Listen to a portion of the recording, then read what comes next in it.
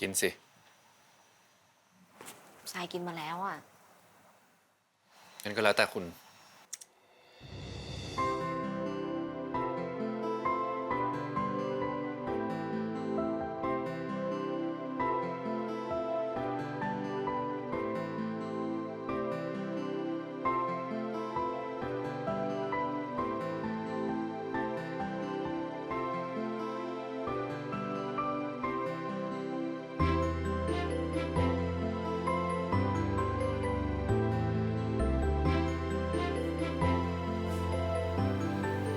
ทรายสั่งให้โรงแรมทำสเต็กให้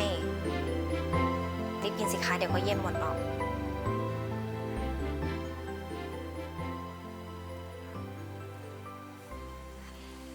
งั้นทรายไปนอนก่อนนะคะ กินเป็นเพื่อนกันก่อนสิ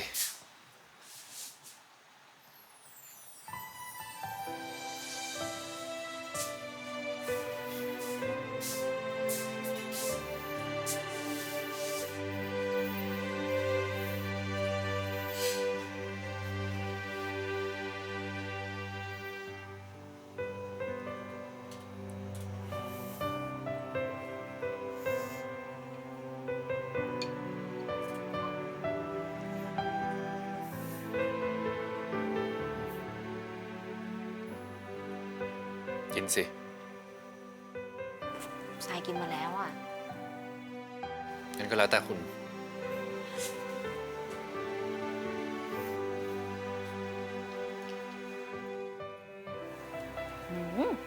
อร่อย